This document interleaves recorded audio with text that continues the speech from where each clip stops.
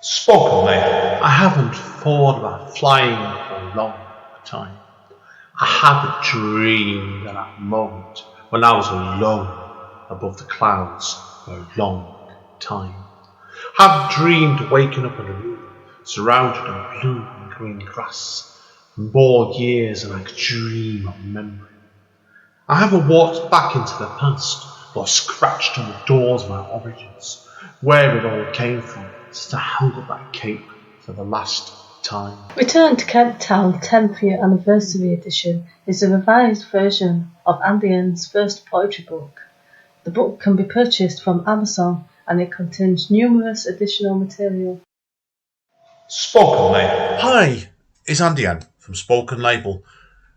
Spoken Label was originally set up at the beginning of 2016, and records show it started off really as a one-off podcast chatting to writers, poets and artists. Over time, it became monthly, then weekly, and occasionally nowadays it goes on back to a more regular basis. To date, I've done over 330 sessions, and I'm always looking for new poets, writers, artists, singer-songwriters, general interesting creative people to come onto the podcast. You can find this on all the usual networks over Apple, iTunes, Spotify, Podbean, Podpay, and dozens of others. But it does have a central database of spoken label, which is all one word, .bandcamp.com. Obviously now, to help me with the running costs of this podcast, I'm always grateful for any kind of donation to assist me with it. You can either do the donation through the Bandcamp page by putting in a fee to download one of the free podcasts, or send it over to my PayPal to aen1mpo at yahoo.co.uk. My email address again is aen1mpo at yahoo.co.uk. Enjoy the podcast. Take care. Bye. Spoken Label. Hi guys, Andy N, Spoken Label, back in the house on a Monday night. This has been one of these days today, but there's been a few bits and pieces going on behind the scenes today. So it's a good way to cheer me up at the end of the day is to do a podcast. I'm going over to Liverpool today. I think this is the second time I've had to chat to someone from Liverpool, which is surprising, really. Because over the 7 years I've done Spoken Label, I've only talked to second one from Liverpool today. But we've got a lady today with us, and she's got one of the most colourful names I've ever come across in the poetry circuit. So I'm not even going to say it. I'm going to let her introduce herself, and you'll see what I mean, but she's fantastic. And kudos to our friend Peter Humphreys with the fantastic First Impressions podcast with us. But this lady has been on there recently, and she was fucking great. Mr. Guest, who are you? And tell us about yourself as a person. Hello, Andy. Thanks for having me. My name is Mary fucking Poppins. And you might have heard me originally on the First Impressions with Peter Humphreys. And I think that's how we got acquainted. So thanks very much, Andy, for getting in touch with me and asking me to do this podcast. I'm very excited to chat about some recent things, some previous things, and where we want to go from here. So, you were asking about where things started for me, how I got involved with poetry, and I'll just touch on a few other little things that I'm involved with and getting on with. So, first of all, I had quite a creative outlet, which I've spoken a little bit about before, which was involved with a punk band called Forlorn, which gave me the opportunity to write lyrics and music towards different kind of topics and situations that I thought were quite important to be speaking about, also for people to hear about if they weren't sure about like certain parts of history or what's kind of been going on, kind of things that interest me. And I've kind of like formed the person I am right now, and kind of like my thoughts and beliefs and values and that kind of thing. So so that's kind of where I started writing. But as I've spoken about a little bit before, but I'll go into now, I did some kind of like short fictional stuff that involved a short publication called it was called A Book of Red Flags, with a subtitle of Read When It's Too Late. And that was kind of inspired by a friend I had who worked for a sexual health clinic. And also the story of all the young girls in Wrotham and Manchester who were unfortunately like brought into like, sex rings and that kind of thing. And it was kind of just to shed light on those kind of scenarios and to put it into some form of like theatre or a piece of media, rather than it just being like debate or pure like fact and that kind of thing. I think like people learn a lot from being able to like watch a TV show or listen to a song or some alternative media where people can like see different scenarios played out and how we can kind of pinpoint where things might have gone wrong, how things could have been improved or recognised and that kind of thing. So that was basically a short story of a young girl. She's not actually named in the story, but basically it's kind of her journey of how she kind of lost her way as a young person and was kind of introduced into the wrong kind of situation settings where people unfortunately don't have vulnerability. And it's kind of like an exercise where people work with young people or young adults, and can kind of pinpoint like different scenarios of where someone was kind of if there was like signals of things that people could have recognized, then maybe she could have been protected in certain ways, or shown like a better path kind of thing. So it's quite theatrical, it's quite dramatic, it's very grim in all honesty, but I think it's been really useful. For instance, a cousin of mine works in Manchester for the social services, and she's actually taken the short story in and kind of like shared it with her colleagues and also with young women who she works with. And I was quite shocked at the beginning that she actually was sharing it with the young girls, because it's very raw and it is quite graphical, which was the point, because some things are cushioned and as I spoke before, like quite inspired by writers like Kathy Acker and maybe politicians like Bernadette Devlin, and a recent one I've just got onto, what's her name? Senator Lynn in Ireland. And they're basically kind of like, not pussyfooting around, kind of talking about very topical, important situations that need to be spoken about. So yeah, my cousin went into a support group with young women who were unfortunately being subjected to different kinds of circles where they're not being supported and that kind of thing.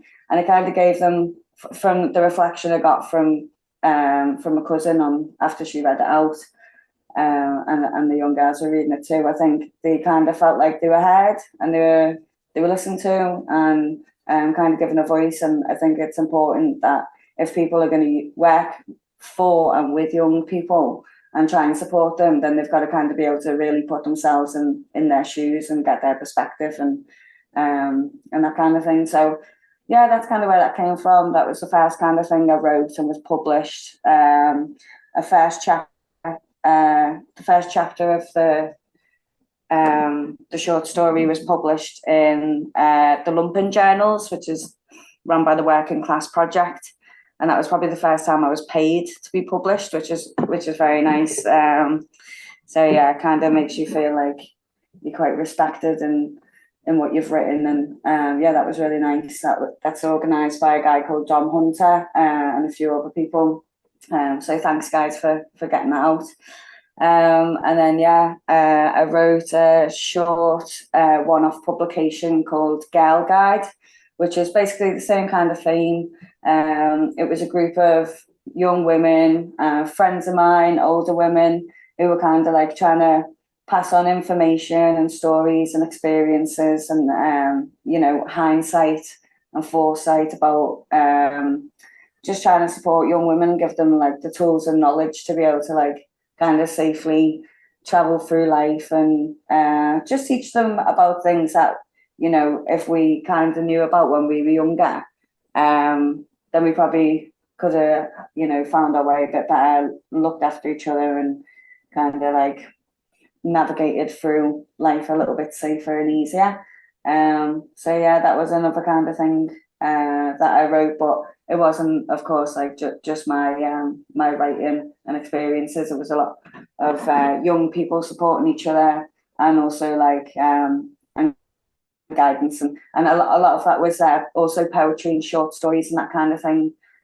Because I find like sometimes you can write things down or you can say things, but using poetry, it kind of like is a lot more illustrative, and the dynamic can be expanded a lot more through that kind of creativity. So that was really nice. That was kind of like the first go at like publishing poetry and also having a go at writing poetry myself.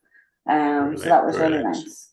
Yeah, I think I get the feeling with that is that thing then led you to the direction you went, really, didn't it? Because like it was like I suppose it's worth touching, obviously, like I said before, when I was doing my research here, mostly for the Wonderful Peters podcast, of course. You've done so much other stuff, like, haven't you? Where like we're talking all kinds of directions here, really. But like it would be like then what came first? Did you do your other zine after that, Lumpen, or did your punk band come back next? I'm not quite sure the time zones of these. So I was writing for Lumpen Journal when I was in the band, so it was about the same time. So we were going about like 2.5 years, I think, before lockdown. So I remember actually like driving back with my guitarist in the van while he was driving us home, and I was like, "Do you mind if I just read you this really grim piece of short story?" And he's like, "Okay." He didn't have much of a choice, to be honest, because he was driving, but I kept him entertained along the way. Lumpen isn't like my actual publication, but it's kind of like a group of all different writers and journalists and that kind of thing. That it's like just like a collection thing with the main focus of like paying poor and working class writers who maybe haven't had the education and that kind of thing, like creative writing that in that direction. Like, but yeah, it was really fun to kind of just get that little bit of push in the right direction and a little bit of confidence in people who might not have that background. And I think it kind of takes me on to talking about like word vomit, where perfect time. Yeah, I like the idea of what I'm doing with word vomit, where it gives all different people a chance to kind of to write on the same like common ground, like using that magazine to show people who really haven't had any experience with creative writing, and also people who've got like PhDs and that kind of thing in it. And it's kind of like sharing experiences and like different dialects and different ways of writing, because there's no best way to write something.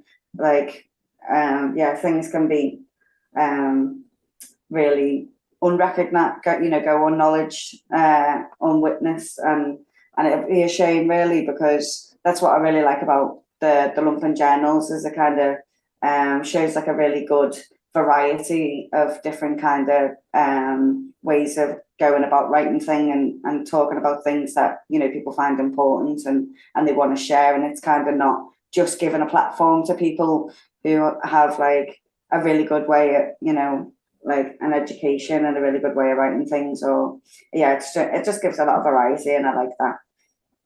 Yeah, no, I agree. I agree with you completely there, because it's I've just been given a book recently by Mendcap, actually, which is a charity over here, and I'm going to probably end up getting involved in them here, but that I'll tell you about that off mic.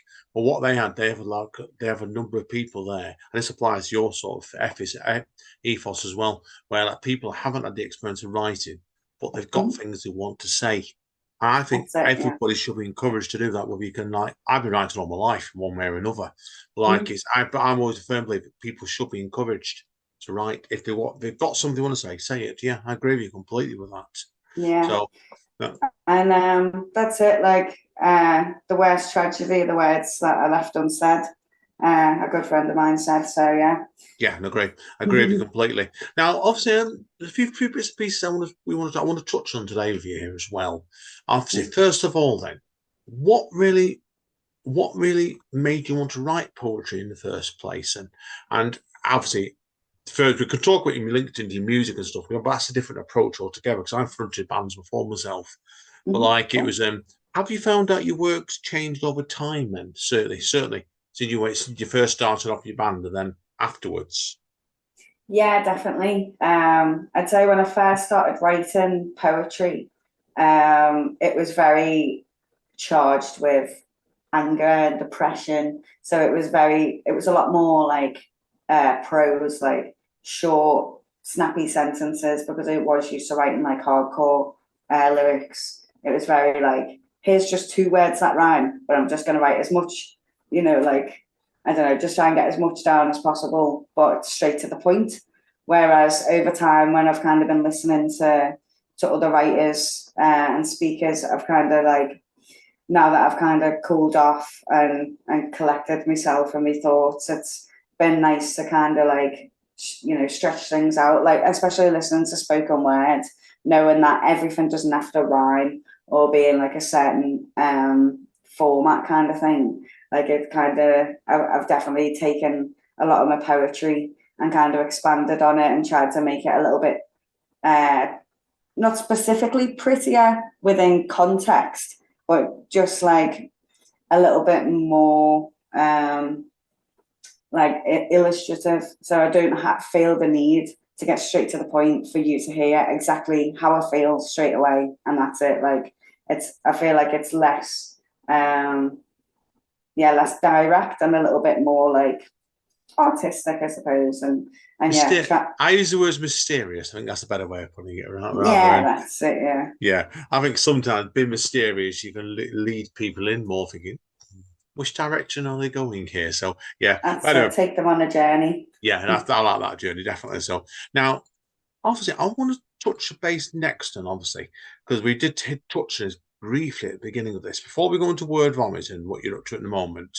But obviously, I know you told me recently, didn't you? One of your biggest influences is Kathy Acker. So now, tell us about how you discovered Kathy Acker, because she's a very, very what's the word for it? Full on? Is that the best way of describing it? If you ever I'd definitely say so, yeah. Yeah. Well, I definitely can't take full credit. So this is when I say she's a good influence on me. It's been quite a recent thing, but I find it funny now because I listened back to the other podcast with Pete myself last night, and I realised.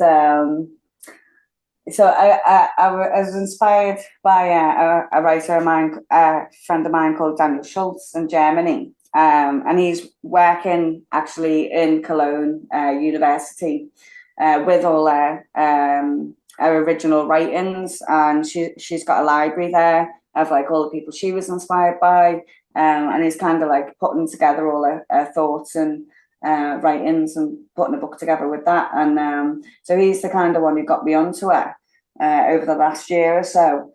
But because I'm such a slow reader, and it takes me a lot longer to catch on to things, I'll put it that way.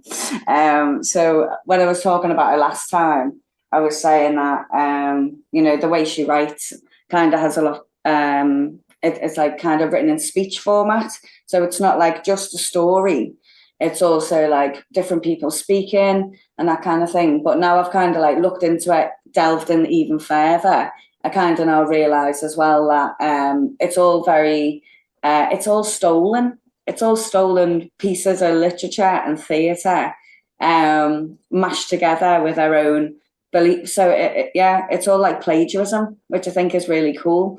I agree. So it took me a while to catch on to that. So anyone listening to the last podcast is probably like, "What the fuck is she on about?" But now I get it. The penny is dropped, which I think is even better. Like most things have been said already. It's like music. Like you can't write a chord progression that hasn't already been done. It's what you do with it that makes it, something unique.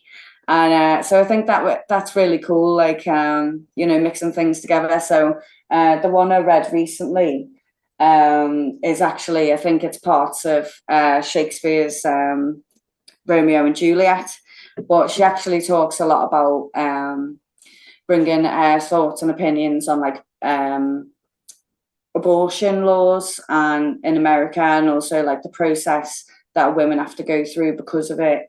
Having to pay for the privilege and then the actual experience that people have going through it, and but to bring it into like a love romance between with Shakespeare. Obviously Romeo and Juliet are this beautiful couple, a male and a female, but the story I've been reading is actually a story about a young girl who has this like relationship with her dad, and her dad's actually more of like a best friend figure, also a lover and all this kind of thing. And so yeah, she kind of like goes through the story. I think she's in Mexico, this young girl Janie, and her dad's just called father throughout.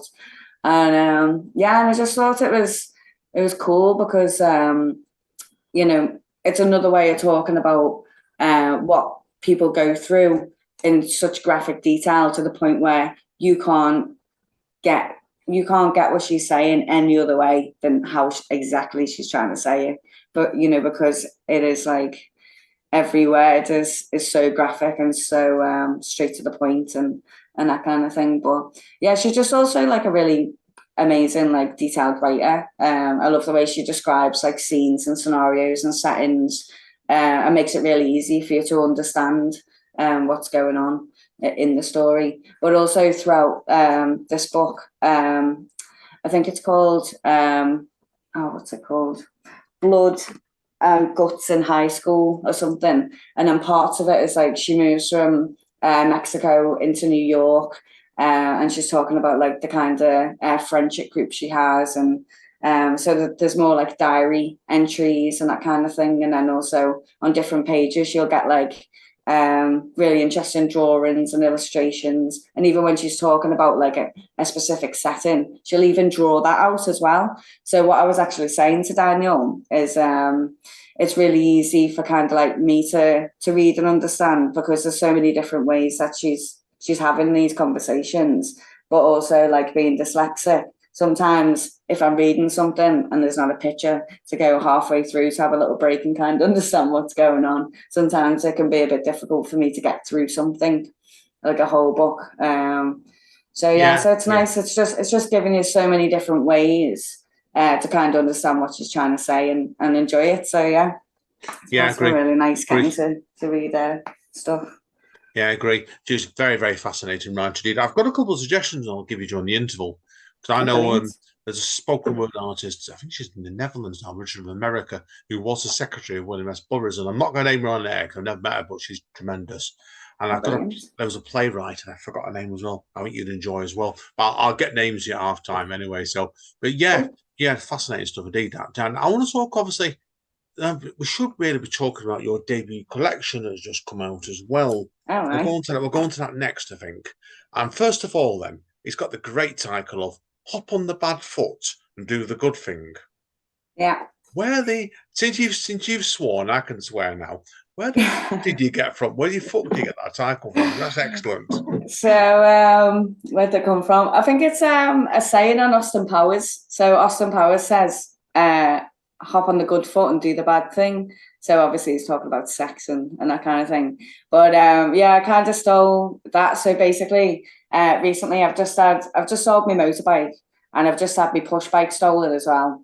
So I'm just kind of on foot doing everything at the minute, and to get around, and like doing a lot of walk and that kind of thing. And I think like I don't know, I just had a bit of an injury, but I was still like trying to crack on, trying to go to work. And at the minute I'm working in a brewery in Liverpool, and it's just basically the taps where I pour the pints, they're just far too high up for me. And I think it was kind of just like a little bit of a nod to myself, like just trying to, like I have another saying that a journalist friend said to me, which is keep your street clean. So that's another thing, is like, as long as you're trying to live honestly and do as much as you can to try and not affect other people, and do things as fair as possible, and always try and be honest. And even if you do fuck up, it's about what you do with it after. So that's kind of like where the Mary fucking Poppins came from, as well as I think we should reveal, shouldn't we, next then? Actually, of course, Mary fucking Poppins isn't your real name. You better make people aware of that now. Yeah, it's just like a big amalgamation of things, really. So I love, so when I was doing like a little bio for Backroom Poetry, who's published me, Darren J. Beanie, I kind of wrote a quick description, and it just said, I basically want to kind of like highlight her ethos. So she's very like supportive of people who need help, and just trying to like fix things as nicely and simply as possible. So like, for instance, my mum has got this like very get shit done attitude, like and it's just kind of like trying to make the best out of a bad situation. So it's kind of like, shit does happen, no one's perfect, but it's kind of like how you try and deal with it after, and trying to like build bridges with people, and try not to like just burn every bridge when you get angry or pissed off, and kind of like take breaks from things, and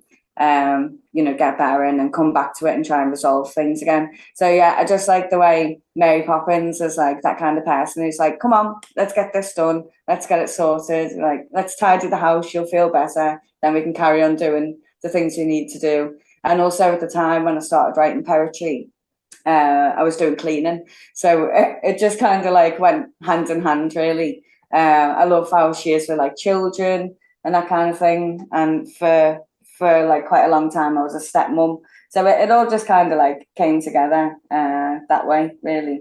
I just think she's quite an inspiring character. So yeah, no, yeah. agree completely with that. Brilliant stuff. Now, I want to touch on next, obviously, like I said before. Now, obviously, I want to touch on the future in a few moments, but obviously, before we go on to that, we do need to talk about, well, obviously, about your nights, don't we? Obviously, Word Vomit. Yeah. So, tell us about the history about them. Obviously, like, first of all, why Word Vomit? And tell us about where did it lead to as a night then? Okay, so Word Vomit is the name of a poetry and literature zine that I started. That was inspired by a punk poet up in Hastings called Martin Appleby. And he basically had one. It's called Paper and Ink Scene. And I just loved kind of how it looked, and what he was doing with it, and how like simple it looked to be able to try and put together, and with absolutely no technological like experience myself. I just thought, oh, I can get on Publisher and try and have a go. And I just said to him, do you mind if I kind of like have, be like a little sister version in the north, and kind of like copy what you're doing, and use more local poets or people I'm finding myself who kind of want to like promote their theories and ethics and that kind of thing. But yeah, it's very like therapeutic, writing based. So a couple of friends, as I said, Martin Appleby and another friend called Dave up there, who's in a band called Hast. They said, look, just because you're not in a band doesn't mean you can't have a voice and do, get your point across still, and kind of like get the fury out. Because I was doing a lot of journaling and writing in a diary and that kind of thing, but obviously like missing the performative side of it and that kind of thing. So that's kind of like when I went on to start doing the nights, is because it's basically because I'm a bit of a shit house. And if I feel nervous about things, I like to be able to control the situation. So with the magazine, I can write my poetry in there. No one's going to decline it. It's not like a submission that I'm subjecting somebody else to, or and they could say no, really. So it's basically just like a bit of me just being a bit of a control freak, and making sure I kind of feel safe in the scenario. So when I started the poetry nights, it was just because I was kind of getting in touch with a load of local poets by going to other people's nights. There's one called Blast in the Reader in Liverpool, which is run by a friend called Steve Porter.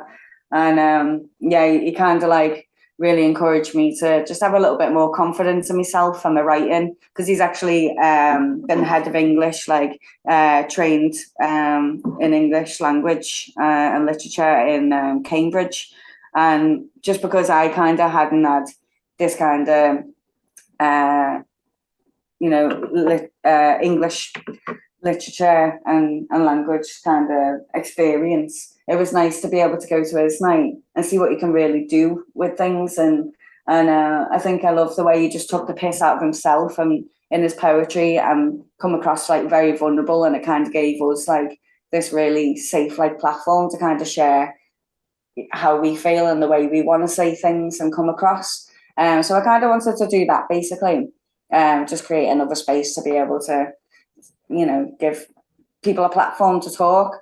Like for instance, so there's a lot of people that have like different experiences with writing and that kind of thing. And but a girl came in the other day. She did tell me her name, but I won't share it, just because I'll tell you why. But so we were all there in the poetry night. Everyone was doing their thing. We had some like people who've been there before, also lots of like new faces, people who've travelled down from everywhere. And then because where our poetry night is, it's in the Fabric District, which sounds very posh and fancy, but it's actually in like a load of back streets of Liverpool behind London Road, which is like basically where you'll find everyone on the streets, taking drugs and a lot of sex workers and that kind of thing kind of operate in that area.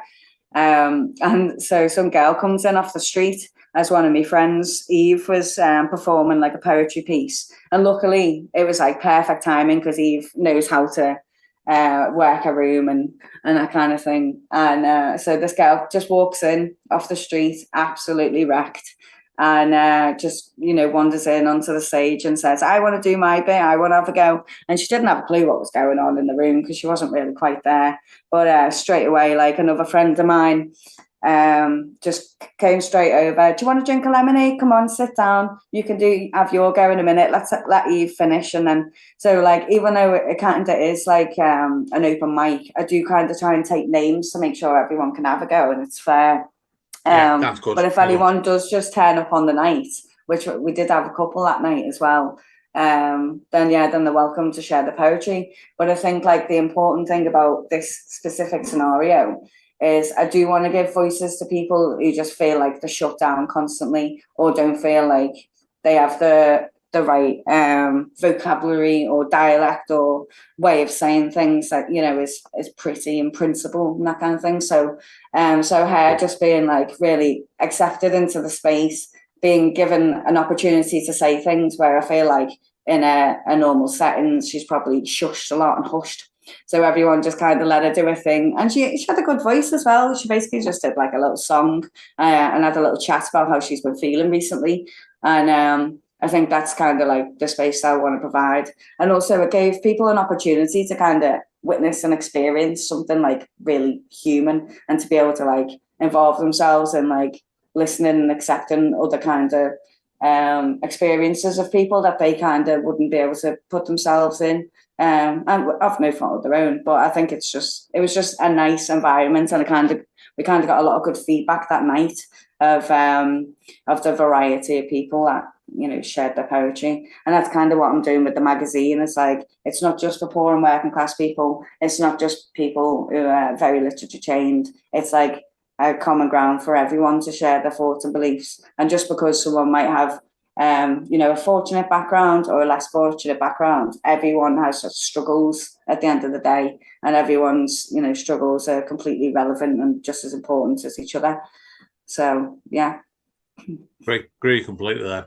Now I want to move on next, obviously, because I'm thinking obviously conscious of the time actually now as well. It's typical. I knew we'd gone for ages, but a couple of things to wrap up here. Yeah, I know you're looking at work. You've been doing workshops recently, haven't you, as well?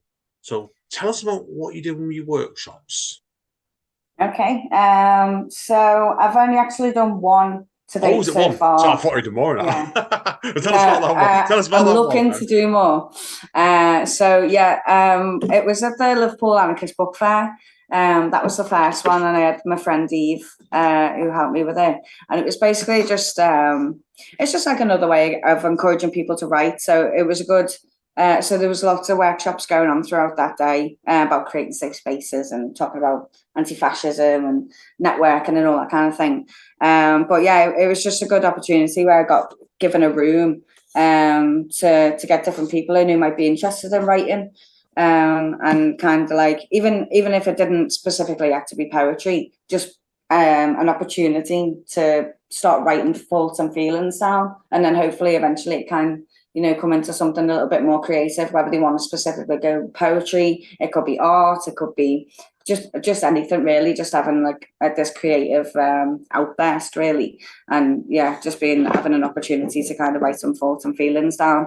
But it turned out really, really well. It was quite a small group, which I was kind of glad of for a first one.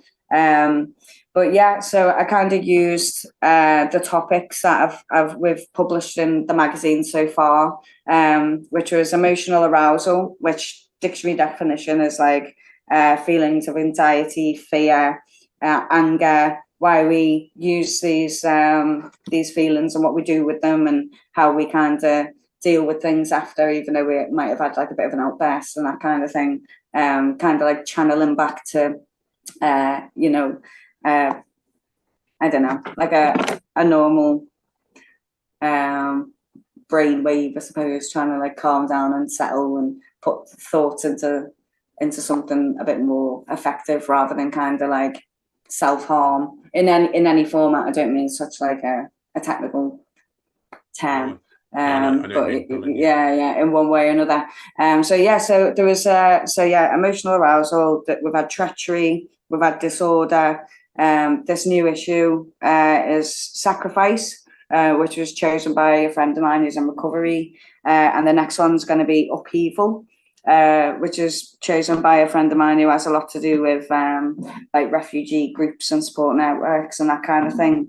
So I realized like it's so cool just having such an open topic like that, just a one word thing where no one's forced into one way of wanting to explain that. So like when we had like treachery, people were going with like political theories and that kind of thing, but also like treachery that they've experienced in their own lives, or the way they've made other people feel. And it's kind of like some people, myself included, kind of like do things without thinking and react in certain ways without thinking. And I think it's like a nice way to reflect and be able to like kind of then have a different way of looking at things, and not always put blame on other people or put blame on yourself and that kind of thing. So yeah, the workshop went really, really well. There's kind of like a few different places I'd like to do it. I'd like to do it with a group called Asylum Link in Liverpool, who work with migrants and refugees and that kind of thing. So I've got the email address there. I've got a friend who works there, but when I'm slightly more organised, that'll happen. And I just like to travel about with it a little bit, really. Good excuse to like meet different people in different cities and that kind of thing. No, I agree with you. I always believe in creativity. You've got to be constantly moving forward anyway, in all kinds of directions, definitely. So I think it's a good time, mate, probably to talk about next. What plans do you have next then for yourself, really? Because I know you want to do more zines, don't you, straight away, obviously, with your zine publishing press. Obviously, do more workshops as well. So is there anything else you've got planned?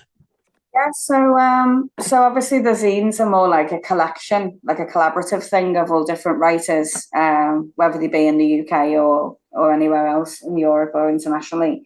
But what I want to do is like a lot similar to Scumbag Press and Backroom Poetry and a few other publishers. And it's basically just like kind of what I've got here, which I've just had published by Backroom Poetry, and it's just like a collection, a chapbook of different poets' work. So they've kind of got something to show, if they do want to get published again themselves, or get up for open mic nights. Because I know a friend of mine, Tonka Bell, who's a Oh, poet we know, from do you know Manchester. Tonkerville, do you? Oh, yeah, I know Tonkerville, yeah. Yeah, they're brilliant, aren't they?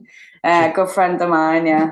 Completely bonkers in a nice way, right? Absolutely, in every amazing way. So yeah, so they've been really, really supportive with my open mic, and really supportive in me trying to get me out of Liverpool and to other scenes and that kind of thing, poetry scenes. But yeah, also just on like a very, very nice like mental health boost. Like sometimes they'll just send me loads of nice voice messages on Instagram when I need a little bit of support and to and from for each other really. But so yeah, so they've been struggling in a few different places in Manchester to be able to get like headline gigs, which means getting paid for your poetry on these open mics. And unfortunately, that's been because they've not been published. So I don't know why that's such an important factor for an open mic night to be published. But yeah, so they just messaged me one day and were like, I'm just getting really fucking pissed off that I can't get like a headline gig, even though they've supported so many different scenes, been everywhere. Like they send me in a different message every week that they've been in Blackpool, have, you know, been in everywhere. And they are really amazing and supportive of many different scenes and other poets. And I don't see why they haven't been given this opportunities to get paid headline gig, especially when they paid so much out and travel and that kind of thing. And they'll always get you a drink when they're in the area and that kind of thing. So I was just like really pissed off that they didn't get that opportunity basically. So I said, well, fuck it, let's get you published. So yeah, so that's the kind of thing. Like it's basically a demo, isn't it? If you're in a band, you make a demo album so that you can put your stuff out there and get, you know, support making a full album or getting gigs and that kind of thing. So that's what I kind of like the idea of these chapbooks, is they are really easy to put together. And it just gives it's like a demonstration of your work really. And if they do want to get into, you know, more collaborative things, they've got something to show for themselves really. Yeah, good point. No, good point. I completely agree with you on that one there straight away. So, I think we've pretty well covered everything here. So we'll do the wrap up point now then. So, if people want to find out more about you, where do you recommend they go, Mary? So I'm on Instagram as at Mary.fucking-Poppins. We've also got word vomit zine. So that's word.vomit-zine on Instagram as well. Sorry, I don't use Facebook, but if you do want to get in contact through email, if you want to get involved with any workshops or with the zine or anything, you can email me on punkpoetry@protonmail.com, and I'll always answer any questions on there. Also, I'm actually like really open to the idea of if anyone wanted to use word vomit as like a title to like do their own things as well. Like if someone wanted to do a fundraiser for anything or wanted to run their own workshops or anything like that, like I'm not tied to the idea of it being mine. Do you know what I mean? Like I'm trying to get more people involved with word vomit as well. And so recently we've kind of done things where we'll host poetry in other different places, different scenes. So like the other week we were actually asked by a friend of ours to come and have poets perform at a gig in between bands and that kind of thing. So I'd love to like expand in that direction. So yeah, if anyone wanted to do that kind of thing, then they're more than welcome.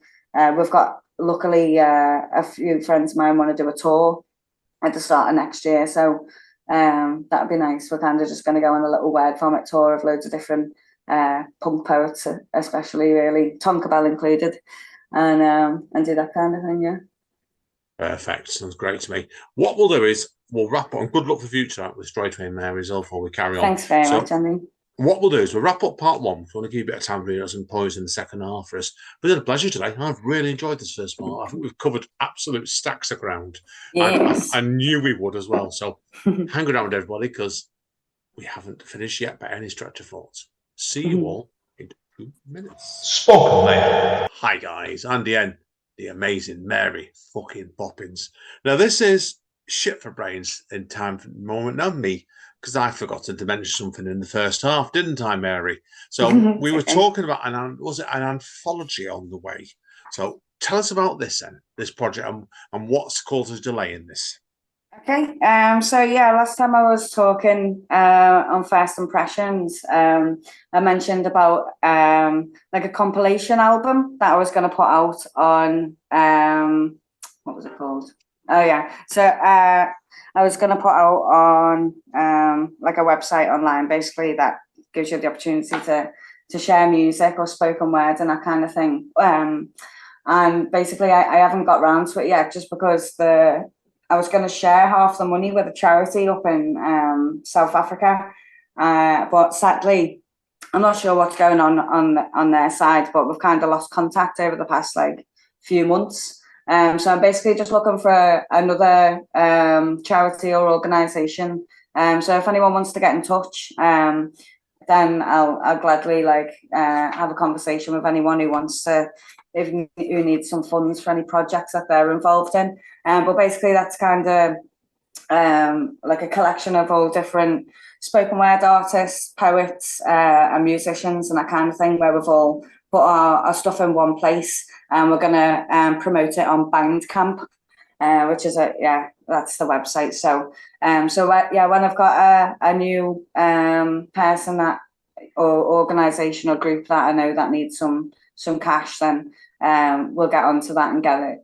published online, and that will be like a regular thing. And when we've actually got the Bandcamp website up and running, I'll also be sharing some of our open mic night poets. So I'll be recording them live and also putting them on there for people to listen to.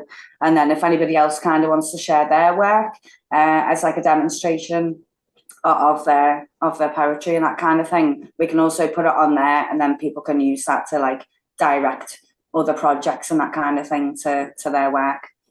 Brilliant. No, good luck with it, definitely. We'll talk about that off mic in a minute. So I want to try and help me out with that as well. So, but we'll come back to that after this chat. So now, part 2 of Spoken Label, people are regularly tuning in, is the poetry side. So straight over to Mary now, because she's going to read out a couple of pieces for us, aren't you, Mary? So obviously, do what people always do: is read out, make sure people know obviously what the poem is called, and everything to say about the poem. And then when you're finished, I'll talk some nonsense in between it to let me catch your breath, right? Fantastic. So I'll just read a little couple of poems about a little bit probably about why I choose to use a pseudonym, and yeah, you'll kind of get a bit more of an idea of my recent few years. So this poem's called What to Do. What's to do? I take medication just like everybody else. And just because your doctor drives a Porsche and mine arrives in a Golf estate, does that mean I matter less? We're all sick and tired, receiving help in any way that we can get it. So what makes someone more deserving? Because it's socially easier to accept, because physical pain can be seen on a scanner, broken bones easier to decipher. It takes less time, less to unwind, less change, less work, less costs, less effort.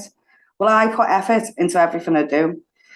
I've worked full time all my life, so what the fuck's to do? Doctor, you don't want to bother with me, and I can't even get to you, so what the fuck's to do? My prescription costs a lot and helps me even less, more than you could ever know. So does this mean I'm helpless? Well, whose fault's that? Because it ain't mine. I'm just trying to fucking unwind this copper ring around and around and wound up tight, and I don't understand how to get down from these dreary heights. And trust me, no one's offered a ladder down. So what the fuck's to do? Luckily, I'm loved and have parents who give a fuck. But if I never, I'd be done, like many without such luck. Yeah, brilliant stuff. Now, that's what I love about your stuff, Mary, is the fact is not the venom in it, is the honesty. And that's you can't beat that, because that's written straight from the heart, that's so first rate stuff. Thanks Okay. very much. Yeah, I know you're doing 3 for us today, so over to you for number 2. Cool. This one's very like DIY based, like it's called Why She Does It Herself. Dominate or be dominated, screams violently in her head. Don't give them an inch, they'll take a mile, is where the proof has always led. She was gleeful and hopeful, but those offers never came without sticky, long strings attached. Help always came, but not without its hatch. a catch without a trapdoor, steep stairs, and a room full of chairs, all facing one way. And I think I'll end on like a bit of a nicer one. So in the publication, Hop on the Good Foot and Do the Bad Thing. Sorry, Hop on the Bad Foot and Do the Good Thing. Published by Darren J. Beanie, has just come out recently. This is called The Now. And it was inspired by when I used to work for a fundraising company, and I was on a British Heart Foundation campaign, and I learned about the zebrafish and how you can actually cut a zebrafish in half right through the heart, and it can actually regenerate it.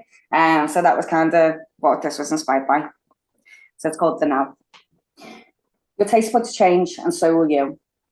We are elastic, regenerative. Like a zebrafish, we have the ability to reform and regenerate, repair and revive.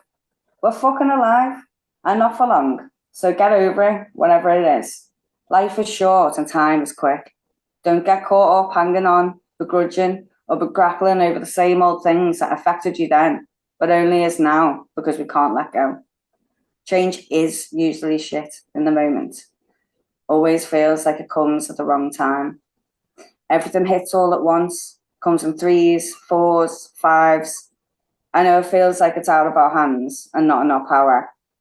So if that's the case, it wasn't ours anyway. So let it go and make it new. Start afresh. Live as though you own nothing and everything is on loan. Perfect for that time only. From when you received it, recognized it, until it's taken away, lost or broken. This way, we can fully appreciate what's in front of us. And the only time that matters, the now.